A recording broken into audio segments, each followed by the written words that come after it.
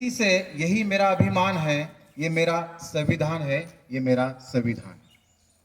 आज के दिन भारत का संविधान स्वीकारा गया। ब्रिटिशों ने जब 200 साल भारत पर राज्य किया तो सबसे बड़ा सवाल यह था कि ब्रिटिश जाने के बाद कितना विशालकाय भारत, और इस साथ में साथ भारत एक विविधतापूर्ण देश था कि यहाँ पे लगभग इतने सारे राज्य, इतनी सारी भाषाएं हैं, हर किसी की अपनी अपनी संस्कृति है। संविधान बनाते समय इन सभी चीजों को ध्यान रखना बहुत जरूरी था कि यहाँ पे ना स्त्री, ना पुरुष, ना कोई भी ऐसा वर्ग छूटे कि जो अपने अधिकारों से वंचित ना रहे। संविधान के बारे में जयत्री ने आपको बहुत सारी जानकारी दी है। विश्व के संविधान के साथ अगर हम कंपेयर करते हैं भारत के संविधान को, तो वन ऑफ द ग्रेटेस्ट संविधान कहा जाता है। उसका रीजन भी यह है कि इतने सारे राज्य होने के बावजूद भी, इतने सारे जाति धर्म होने के बावजूद भी हम एक संघ हैं। दर्जनों भाषा, सैकड़ों विधि, हजारों विधान हैं। दर्जनों भाषा, सैकड़ों विधि, हजारों विधान हैं, करोड़ों भारतीयों को जोड़कर रखे यही मेरा संविधान है, यही मेरा संविधान।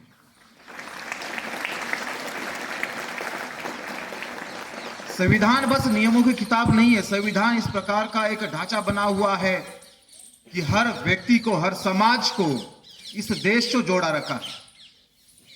संविधान बनाते समय बहुत समस्याओं का सामना भी करना पड़ा, एक लंबा समय भी लगा, लेकिन जब बना तो ऐसा बना कि विश्व को एक प्रेरणादायी संविधान मिला। आज बहुत सारे देश भारतीय संविधान को एक सम्मान देते हैं, क्योंकि आज के डेट में भी जब संविधान बन के आज लगभग 75 साल पूरे हो चुके हैं संविधान स्वीकार करके, फिर भी संविधान आज के समय भी उतना ही महत्वपूर्ण है। एक इतना भविष्य का विचार करते हुए इस संविधान को बनाया गया।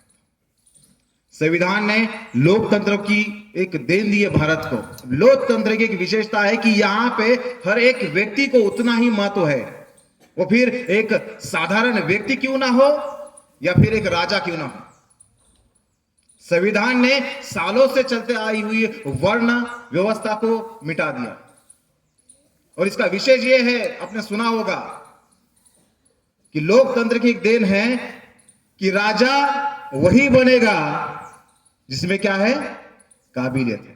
राजा वही बनेगा जिसमें काबिलियत है। ये संविधान इतना कि आज एक सामान्य व्यक्ति भी देश का प्रधानमंत्री बन सकता है। किसी भी जनजाति या जाति का व्यक्ति भी आज राष्ट्रपति बन सकता है। यही संविधान की ताकत है।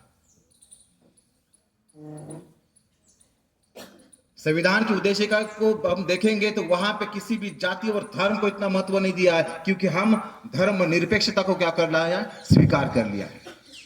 और पहला ही एक वाक्य है, we the people of India, we the people of India, क्योंकि हमारी आइडेंटिटी यही है कि हम भारतीय हैं।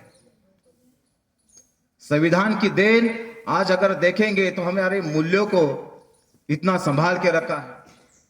हम अक्सर कहते हैं राष्ट्र हमारी संपत्ति है और हम राष्ट्र की संपत्ति है। राष्ट्र ने तो हमें संभाल के रखा है, लेकिन हमारी भी एक जिम्मेदारी है कि हमें भी राष्ट्र को संभालना है। बॉर्डर पे जाके देश पे वहां पे गोली खाना यही देश सेवा नहीं है। देश सेवा करनी है तो हमें इन नीति मूल्यों को संभाल के रखना बहुत जरूरी है। एक सामान्य से सामान्य कार्य भी आपके देश के प्रति एक बड़ा कार्य बन सकता है। जिस प्रकार सभी बच्चों के लिए इतना सारा ध्यान रखता है कि शिक्षा से लेके उच्च शिक्षा तक सरकार आपको बनाने में सक्षम बने, तो हमारा भी कर्तव्य है कि इस देश को एक देश का नागरिक होने के लिए, एक नागरिक होने का एक हमारा कर्तव्य है कि हम इस देश को संभाल के रखें, आने वाले पीढ़ी को बचा के रखें। और छोटा सा छोटा कार्य है कि हम स्वच्छता से लेके जो पब्लिक प्रॉपर्टी है उसको भी संभाल के रखें।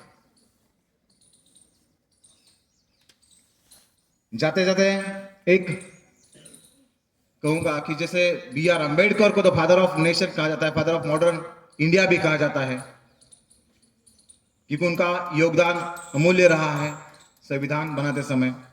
उनका एक क्वेट है कि हम भारतीयों के लिए जीवन का अंतिम लक्ष्य यह होना चाहिए, हम भारतीय के लिए एक जीवन का लक्ष्य अंतिम यह होना चाहिए कि हम हर तरह की असमानता को मिटाकर एक ऐसा सम्मान बनाएं जिसमें सभी सम्मानित हो या सभी को सम्मान। धन्यवाद।